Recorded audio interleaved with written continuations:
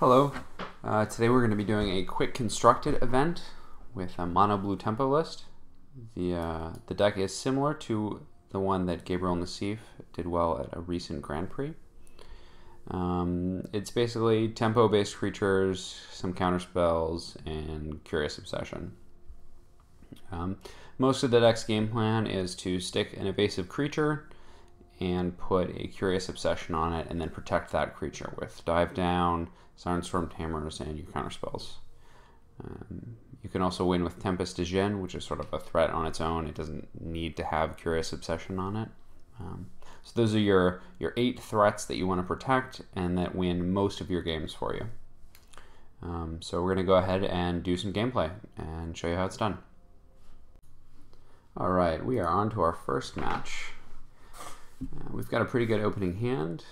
We have Curious Obsession, a threat to put it on, and some protection for the Curious Obsession threat. We're even on the play. Being on the play is pretty important for this deck in particular, because it's a tempo-based deck.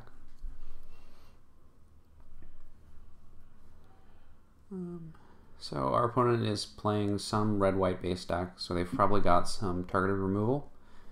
So we're going to want to have some ability to counteract removal before we put the Curious Obsession on our creature. And so the Stormtamer will serve as that and an additional threat. It also makes our Retort cost less, so if we need to cast that next turn we can, if we don't have a land. The seal away here, I doubt that they have very many flying creatures, so unblockability and flying are basically the same thing, but the Siren Stormtamer has the additional ability to protect one of your creatures. So I think we're going to let that resolve, then play the Marauder, and try and protect that with a Curious Obsession.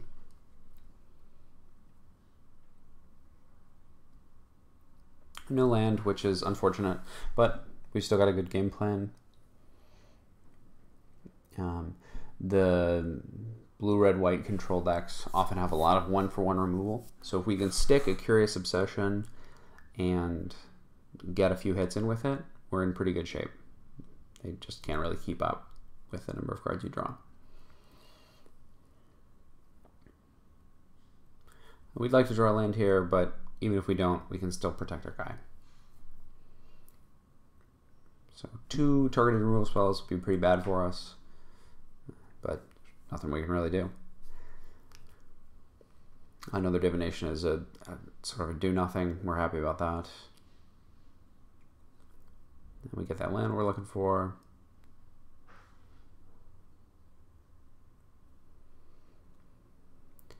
Here we're just going to keep up mana to counter. We don't really want to commit anything else in case he has some sort of Wrath or board wipe.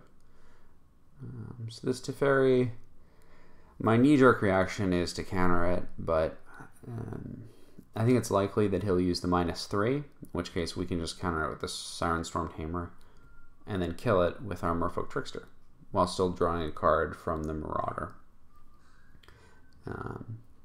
So I think I'm going to let it resolve. Hopefully he tries to put our guy on our library. Perfect. We'll counter that and then play the Trickster.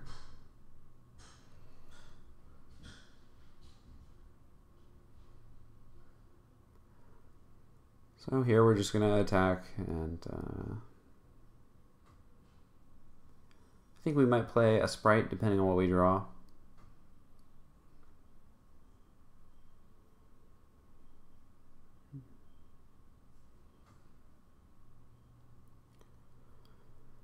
So I suppose the Sprite doesn't really increase our clock at all, so I think we're going to end up charting a course because they don't play Spell Pierce. We're afraid of the 5-mana Wrath, and we're afraid of another Teferi.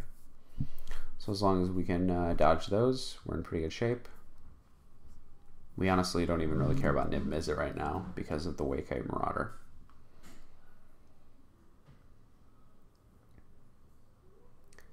Another Teferi should be an easy counter.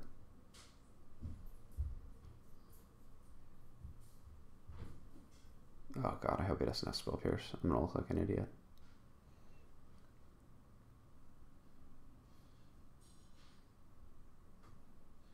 Come on, man. You have it or you don't have it.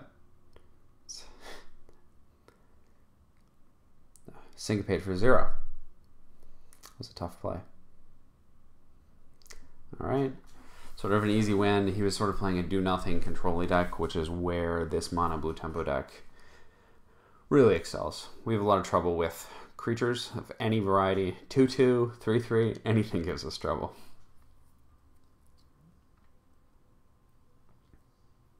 So the mono red deck is a pretty bad matchup.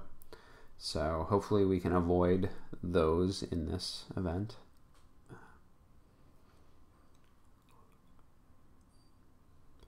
This is a little landlight, but still a good hand. We have a 1-drop, an Obsession, and a way to protect the 1-drop. If we draw lands, the hand is great. It's got everything you could ask for, except for a counterspell. And we're on the play, which, like I said, is pretty important. It's really important for the mirror, but it's just generally good for this deck.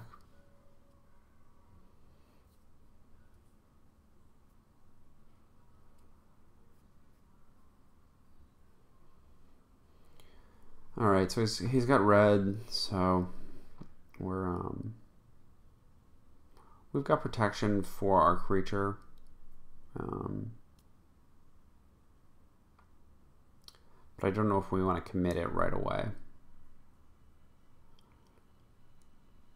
I think with the dive down, we're pretty safe, other than like double shock.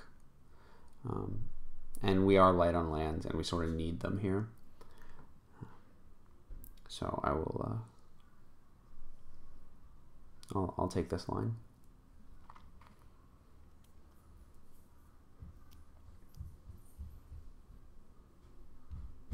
All right. Hopefully he does not have another removal spell. Well, I guess it doesn't matter.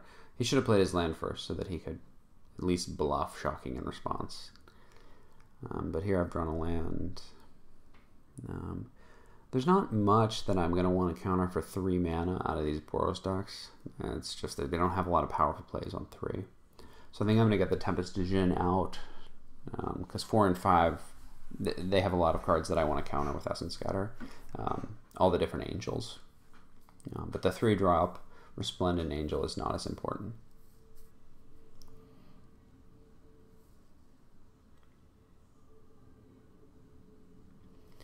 So here I feel confident bouncing it with Mage, because I've got 2 Merfolk Tricksters in my hand. So for the next 2 turns I can tap down the creatures he plays. He's already pretty low life, and you know, if he plays Aurelia, I can tap down, and then Lyra, I can tap that down too.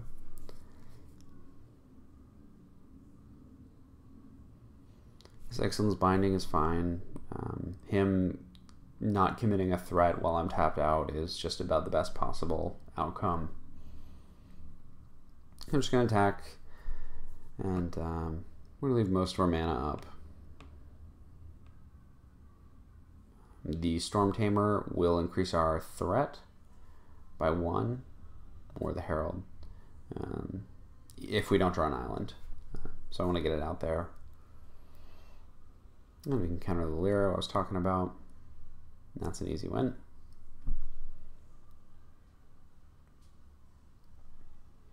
A lot of this deck is you're winning on the final turn. A lot of the games are very close. So you really have to think about how you can most efficiently deal that final point of lethal. And how you can set yourself up to win.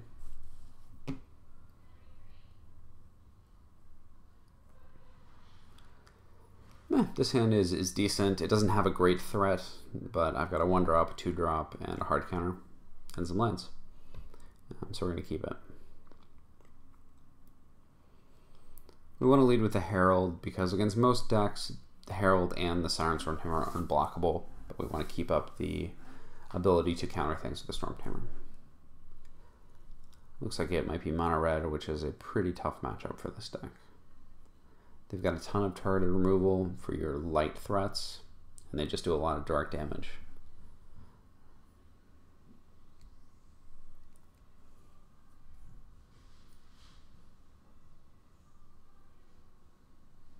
So we're going to tap this guy down. We're not going to just do nothing, and it also makes our Wizard's Retort cost less. So here, one of their big threats we're afraid of is Goblin Chainwheeler. So we want to be able to counter that. So I think I'm going to attack here for 2, play my Stormtamer, and then hold up mana to counter what he plays.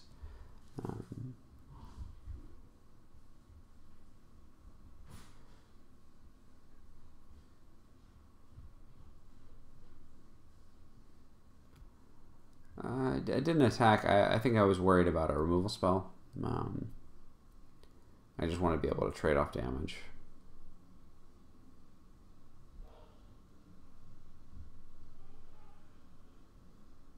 But I probably should have attacked there. Yeah, I missed 2 points there. That's all there is.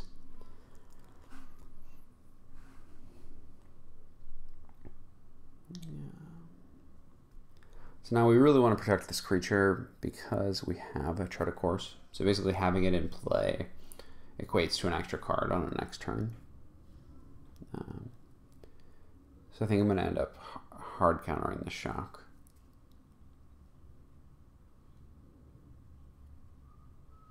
The Trickster can trade with a lot of his threats, so alright.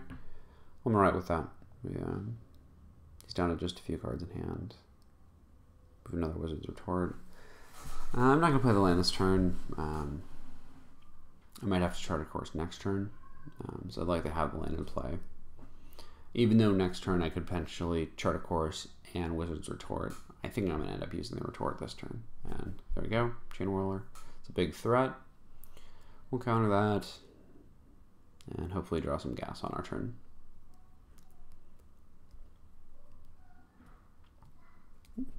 That's alright. I'm not going to Chart a Course this turn. We're both low on cards, so I think the card advantage is pretty important. Ugh. That's no good. This puts us in a pretty tough spot. We really need a Djinn.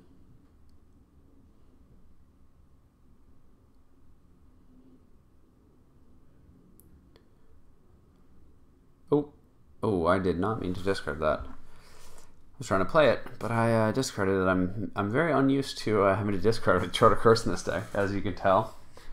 Well, that should about do it. I'm doing nothing this turn, and I can't stop anything that he's doing.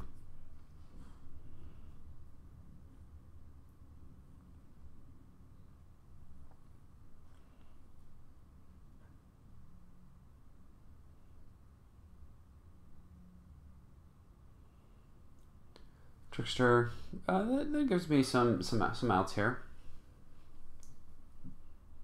So he's pretty low on cards. So I think what I'm probably going to want to do is Merfolk Trickster after he attacks to tap down the Lavamancer, or tap down and remove the abilities of the Lavamancer. That allows my Merfolk Trickster to just eat it. That'll draw me to 5.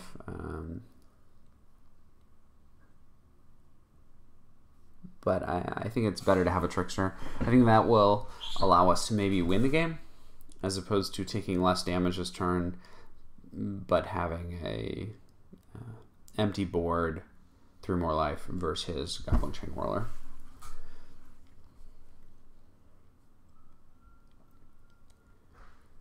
Alright, this is not that bad. That does allow him to get an extra point in. I still feel as though you have to try and win the game and eat his Lavamancer. But this will put us to 3 effective, which is not high.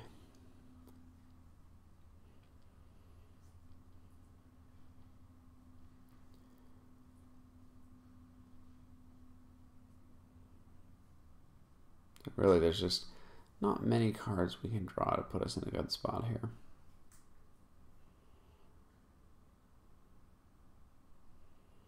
Okay, Wizard's Lightning. Should have done that before I blocked, and that'll do it.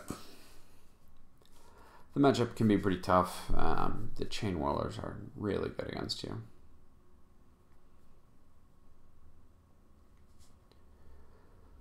Alright. This is an alright opening hand. We got a 1-drop, 2-drop, and a threat. Looks like we're against mono red again. We're going to do the same thing, lead with the Herald, because the unblockability is the same as flying.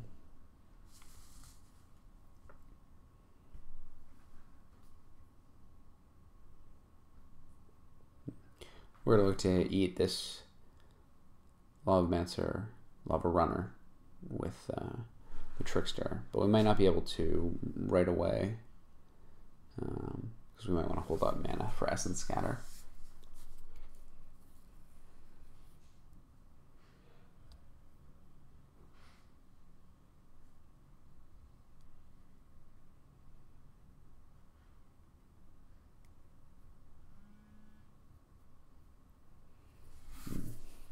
It's really in the tank.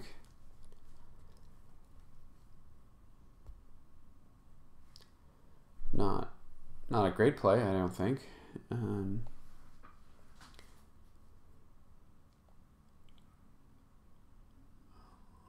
Red is the aggressor, so using that shock on my card that can't block is, I think it's sort of useless. So we know he probably doesn't have a Runaway Steam Pin, which is good because that card is very powerful. And he's pre-combat risk factoring. This is great. This allows us to eat his Lavamancer. We're going to take the 4 damage because he's almost out of cards. We're going to eat the Lavamancer here and hopefully draw land so we can get a Djinn down. And we've got some good counter magic against Goblin Chain Whirlers. Ugh, does he have the Soul Read on me? Has he played this matchup before? I mean, I think he's got to know that if he doesn't attack, I'm still going to play the Trickster. So maybe just missing 1 turn is worth it. He's already pretty low on cards. So I don't know if just throwing away one of his cards is a good move in this spot.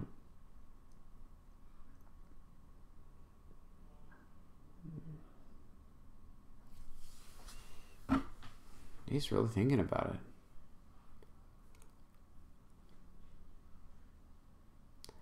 For what it's worth, if you are ever playing the Mirror, your opponent has 2 mana up, it is very difficult to attack with either of your 1-drops because both of them, even your unblockable guys, get eaten by the Trickster.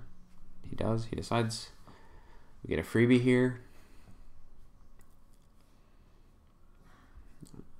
We draw land. That's perfect. He doesn't have a lot of great answers to Tempest Djinn. He needs 2 removal spells to kill it. He's already used 2, and he's only got 3 cards in his hand. So I'm feeling pretty confident about this.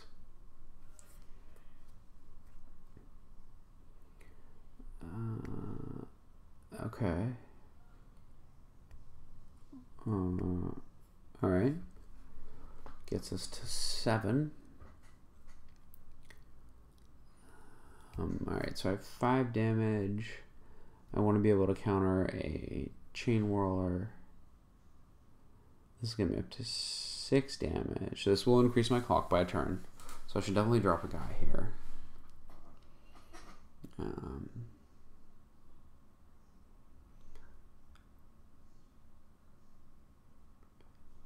I guess the Stormtamer is just overall better than the Herald. So we're going to go ahead and play that. It also protects our Djinn against potential double removal spell.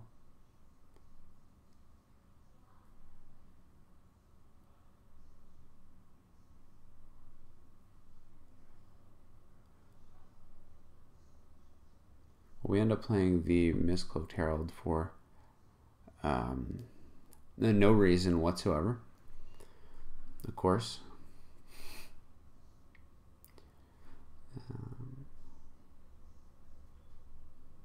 He's going to risk factor me again. He's got no cards in his hand. So to kill me from 3, he needs to draw 1 of 6 spells left in his deck. It's about 1 in 8. And to kill me from 7, he needs to draw a 3 damage spell and 2 4 damage spells. So it's a lot more likely that he will be able to kill me if I take the damage. So I'm just going to go ahead and let him draw the cards. He can't even really use them all that well next turn. Or this turn.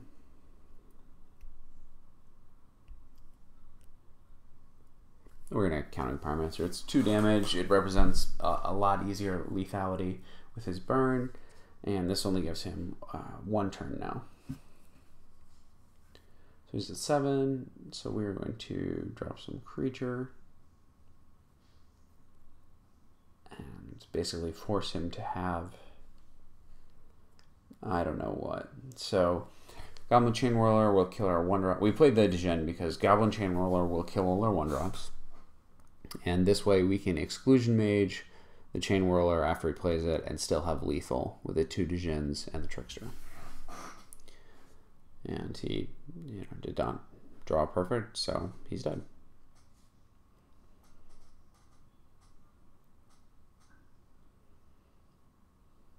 Alright, that mono-red matchup wasn't too bad. It definitely depends on the player, and he made some, in my opinion, some sort of rookie mistakes. So it's definitely a lot tougher when they really put the heat on you, so to say. This opening hand is, it's okay. It's not bad. The only problem is the Essence Scatter is possibly dead, but it's got 2 big threats. It's got a 1-drop.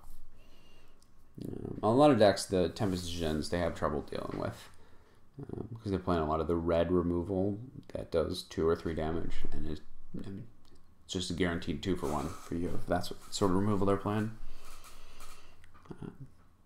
And if we're against black-green with Assassin's Trophies, the Stormtamer will protect us. Looks like it's mono-red again, unfortunately. Not a terrible matchup to have these 2 Djinns. So he's got Runaway Steamkin on 2, which is just a disaster for us. I'd like to be able to get the Sprite down, but I really want to counter the Runaway Stormkin, because that's the only way he's racing these 2 Djinns.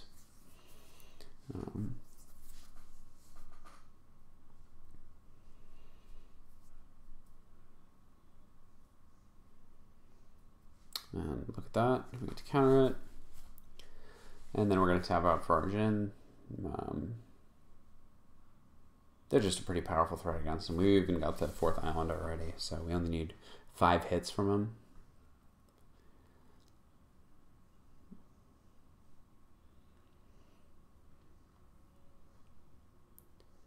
And even if he has 2 removal spells, we're still in a pretty good spot. We just get to play another one. Okay, Chain Whirler basically does nothing.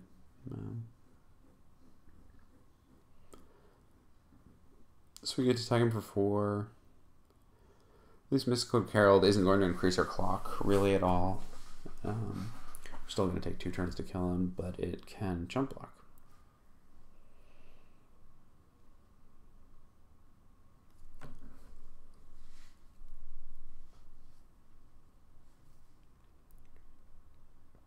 Alright. With playing those 2 creatures, it basically guarantees that he does not have 2 removal spells in his hand. Puts us in a pretty good spot. We can't block with the Djinn because he can kill it with the Firebrand. We want to keep these 2 things in play. So we're just going to block. Just keep our life total nice and high. We're not going to attack with it next turn because we're just going to block. So we might as well block right now anyway. Spell Pierce is a great draw here. Helps protect our Djinns.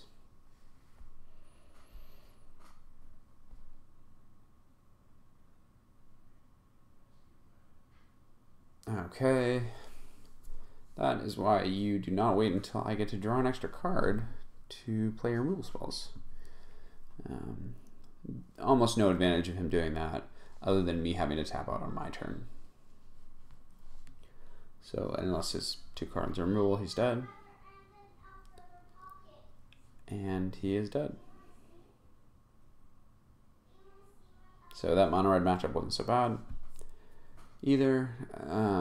This opening hand it's bad. It doesn't do anything. It has no counters. It has no threats. It's just a bunch of 1/1s. It's okay. It's not too much better, but it at least has reasonable threats. And the Nightveil Sprite can help fix some draws.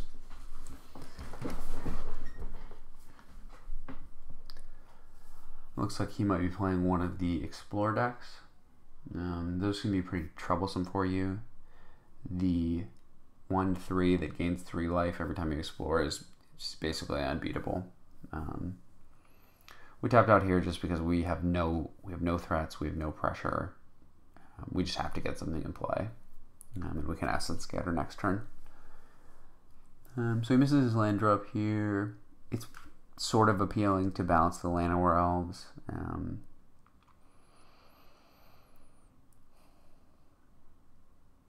But I think it's probably just not worth it in the long run. Our mage that balances it could attack with the assistance of the Marauder, but not if he plays another 2/3 creature, and then we sort of just waste our bounce spell on that. He didn't play the Explorer guy last turn, so I don't think he has it this turn. He would have played it first. So I feel confident getting another threat into play. And it's also going to help us with some card filtering. This District Guide is not so bad. It means he's going to get some more lands, but it's not that big of a creature. Trickster is a nice draw. So we got a decent 6-turn clock on him right now.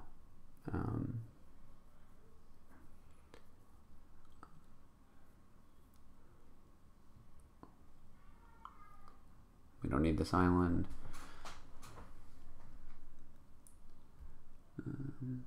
I feel like our life total is pretty healthy, so we're going to tap the Llanowar Elves in his upkeep. Merfolk Trickster is not going to get a lot done in the attacking, but it can still trade with the District Guide, and this will set him back a turn, which I'm pretty happy about. If we can wait as long as possible to play these Essence Scatters, we're going to be getting the highest value creatures. Alright, Jadelium Ranger. This isn't that important. We don't have a lot of ways to protect our creatures right now, and they have the Ravenous Chupacabra and the Surveil 6-drop, the Demon. Both of those they will end the game for us. So I think we're going to let this resolve. It's bad, but it's not as bad as some of the other cards. Alright, so there's the Chupacabra. So he has the Chupacabra now, and the Memorial to Folly. Alright.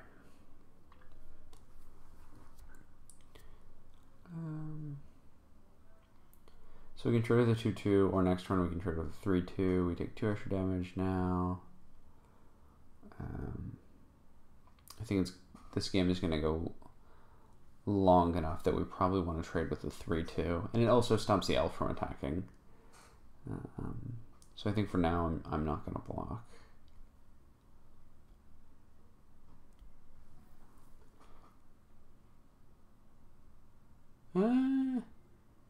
Am I going to block? I'm running out of time. I'm roping.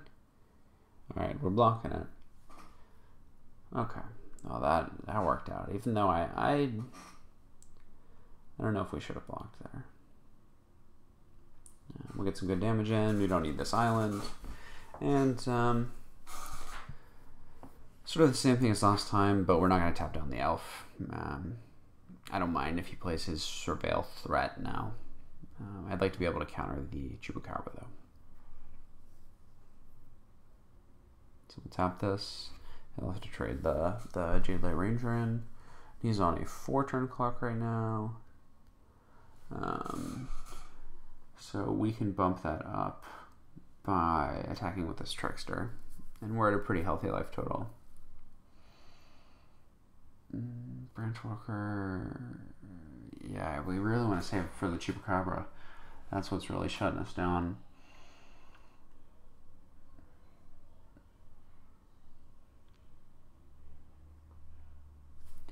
Midnight Reaper. Okay, that's not a bad deal. That can help us do some damage.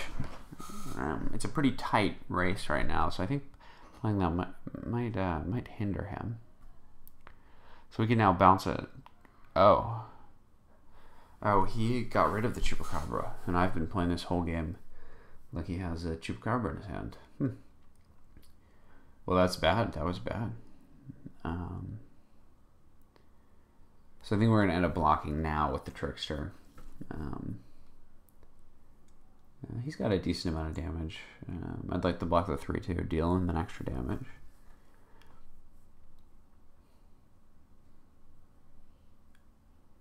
Alright, Curious Obsession. So that'll add 1. So he's at 9. We have 3 damage. We can get an extra 1 from the Curious Obsession. So we can do 4 and then 4. And then we can get the extra damage from the Midnight Reaper from 1 creature dying, and that'll give us exactly lethal. And we're able to counter the demon, the Surveil demon. Only problem is we're a little light to removal, but he would have played a removal spell that he's had way before now, so he's in top deck mode for that. We only really need to kill 1 creature, and we'd like to prevent our life from going down super quickly. So I think this is then optimal. Still keeps our clock the same. We prevent 2 now, and the next turn it prevents some damage too. And we don't want to let him draw too many cards, because removal is bad for us. That's what we really want to keep him off of.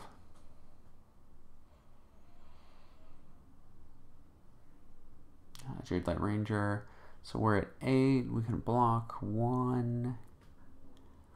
We can block the 3/2. We take 2, 3, up to 4. So up to 7 total damage if he gets 2 Explorers, which is fine. So we're still in good shape here. He gets rid of both those. They do nothing. So on our turn, we're going to Obsession. We're going to put on the Sprite in case he does have a removal spell. We sort of want to spread out our power.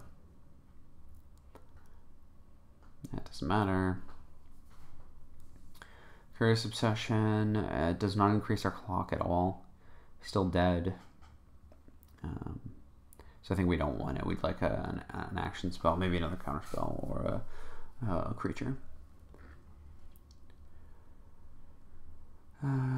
Okay, so with this Warkite Marauder, he is still dead if he plays a Surveil Demon now, because we can shrink it. And right now we are dead to an Assassin's Trophy. He kills our only guy and attacks us for lethal.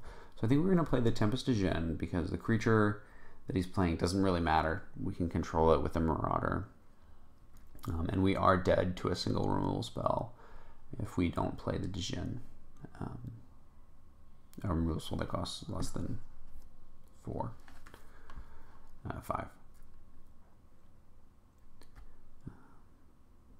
And the Djinn also opens up if he has...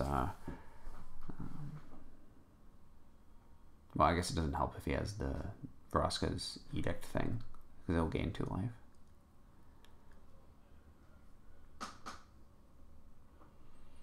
So yeah, I think we're gonna play it. I think that'll protect us the best. The only problem is here. Well, I guess we're okay against Ravenous Chupacabra too. So this is all around the better play, even though it feels risky.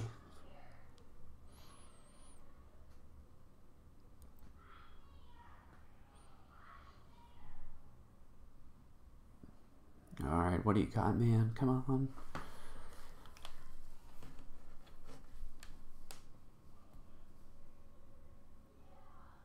When you play in these quick constructed events, or any constructed event of Magic, or when you're in any Magic, you always play like your opponent has all these cards, but some of these rares, it's especially expensive rares in real life or online, they might just not have as many. So you should still play around them like they have them, but a lot of times it feels like you're getting lucky, but they might just not have, he might have 2 or none in his deck. Okay, that's an easy counter, and we have far and away lethal.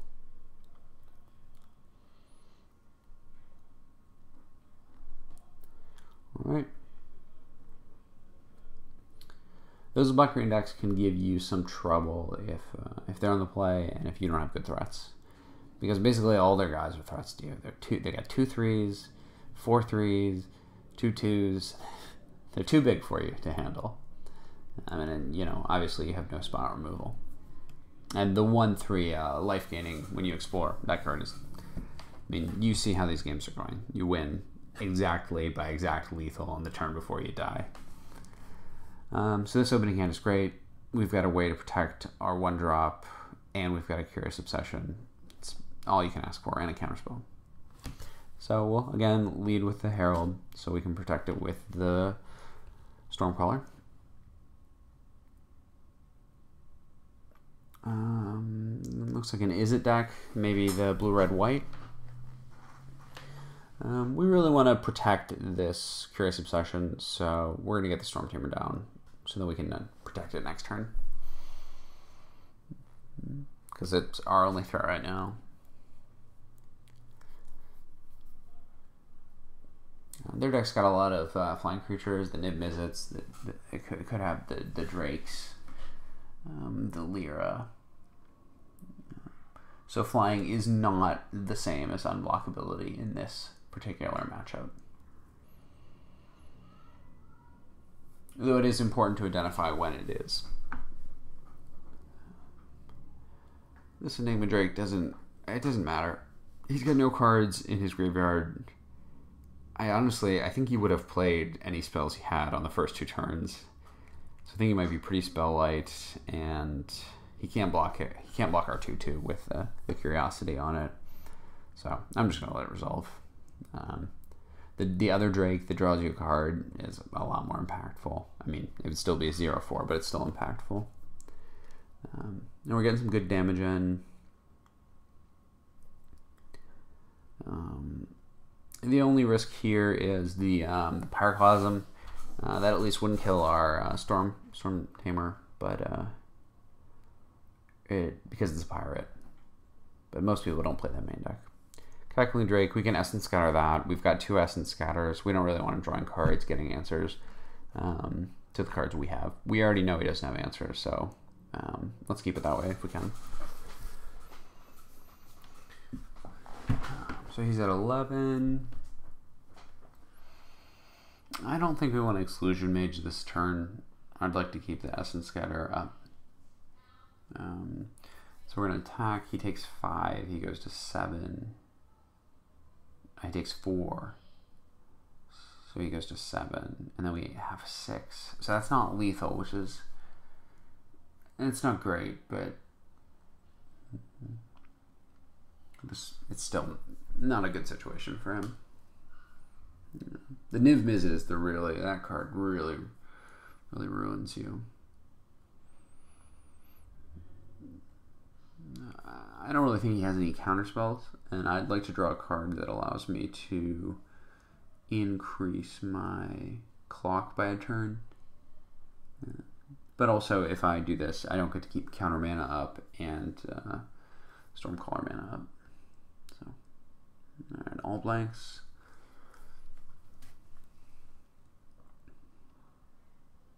A lot of 0/4s. Very expensive 0/4s. Just sort of a bad draw, it looks like, for him. So we still don't have lethal this turn, so... oh, alright. Oh, we skipped through my opening hand, but we got a decent opening hand here.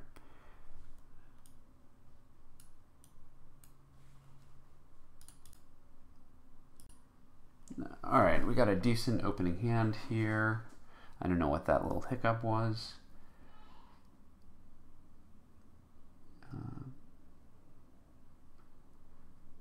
So I'm not exactly sure what he's playing, just on these lots of planes.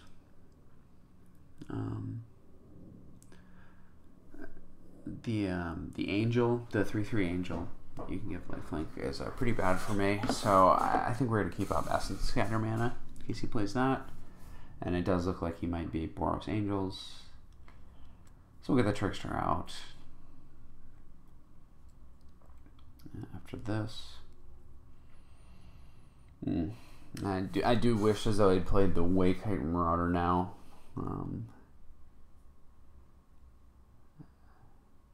Though I guess the Angel still would be pretty bad.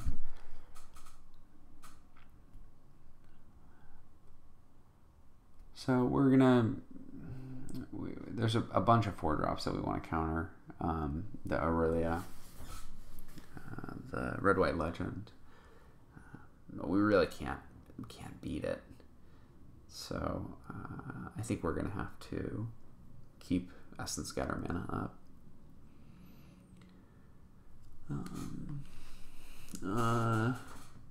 Alright, well, I think we're still gonna have to counter that, which is unfortunate because Lyra is going to punish us pretty badly. But I think because we don't have a Warkite Marauder in play, we'd really be in a rough spot. So we're going to Curious Obsession.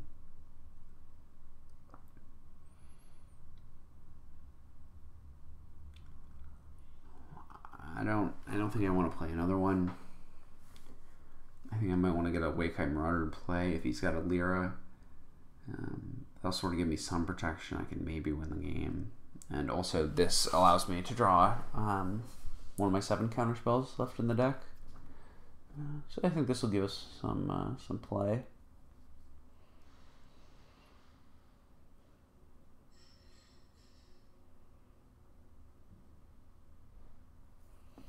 We're going to attack with the Trickster this turn because we're not going to block the 4/3 Knight and he's not going to block.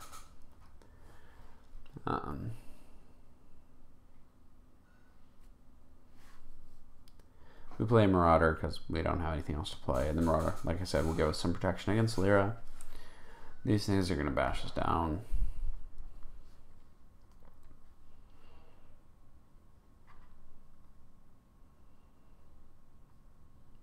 Lyra. We're okay against Lyra. We can still attack with our guys. I think I'm going to Curious Obsession up our Marauder to sort of split up my damage.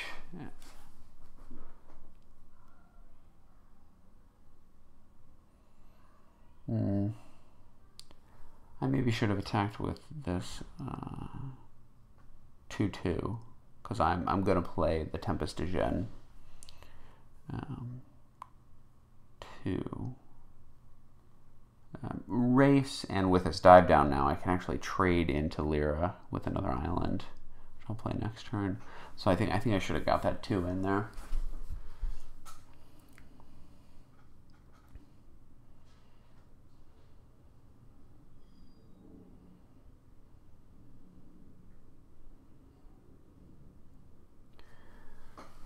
Just block. We're a little afraid of Deafening Clarion, so maybe attacking with the 2/2. Not attacking with 2/2 was right, and Deafening Clarion.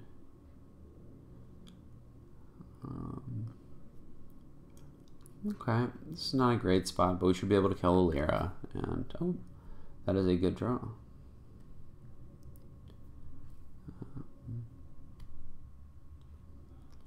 Alright. So I feel pretty good now. Okay, so he's gonna get pretty beefy Angel just from attacking with the Lyra.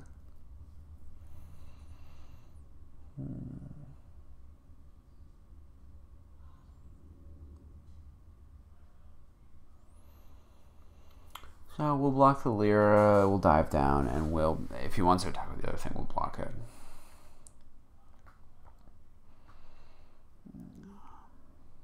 But I mean, that doesn't put us in a great spot anyway. Oh no. It's not a good sign. Okay. So now we can't block his Lyra. Sort of just ruined. We can't even block his Vanguard. He's gaining 1,000,000 life and getting an Angel. We're at 5. Yeah, I think this one's just over.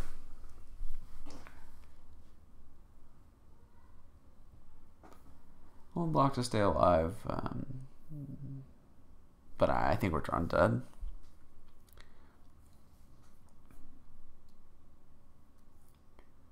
Maybe the bounce spell, bounce guy. No, nothing. All right, that's tough.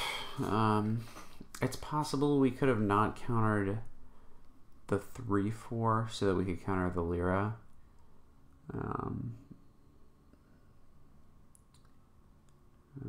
I don't know. We might have just the Deafening Clarion's pretty good against this deck. The 3-mana Wrath. So we'll see. Hopefully we will take this last one down. Alright, it's a decent opening hand. We got a lot of threats. A lot of threats. And we're going first, which is good. Depending on what he's playing, because we have no protection, we might just jam the Curious Obsession next turn. And I hope it's good enough. Okay. Could be the Mirror. Could be an Izzet deck. Okay. Looks like it could be the Mirror. I don't know if the Izzet deck plays Spell Pierce.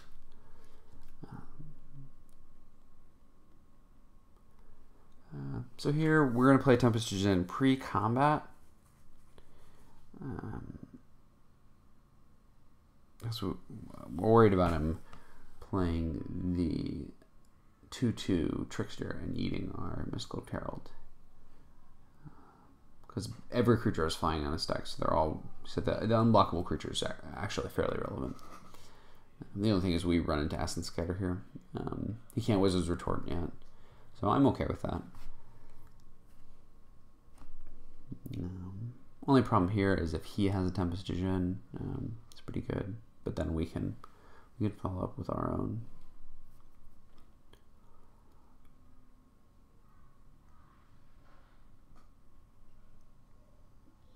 Okay, that's not ideal. Oh, that's very bad. Okay. Well, he's learned a valuable lesson, I guess. We're going to get the Tempest Djinn out. He didn't have another land, so he has to have a land and a Djinn in his hand, and his Djinn can't even block ours right off the bat, so we're getting some good damage in. Okay.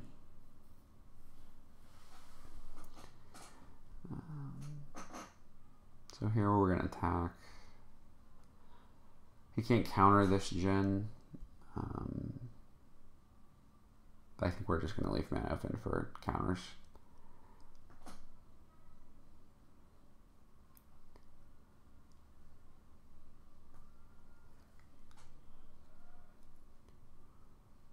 We're going to Essence Scatter it. We could Wizard's Retort it. Wizard's Retort is 3 mana right now, but there's a couple spells that we could potentially want to counter. And if we want to get into a counter battle, I'd like to be able to use a Wizard's Retort.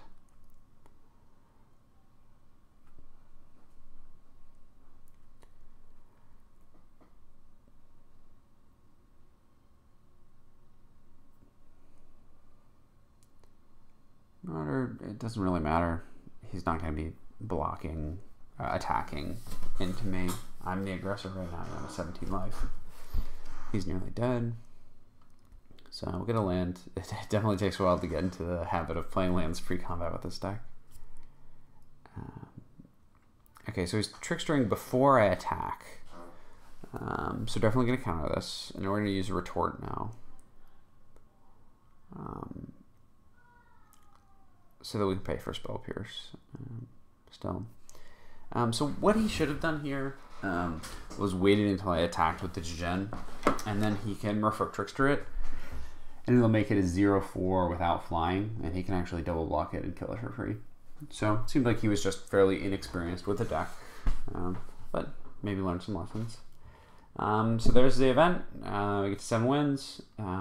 that's one of my favorite decks for grinding right now. I guess it's one of my only decks because of the economy and MTGA.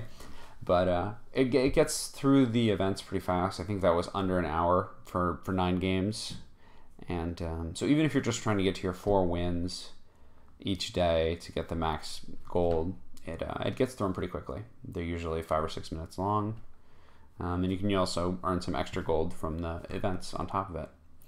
So thank you guys for watching. Tune in next time.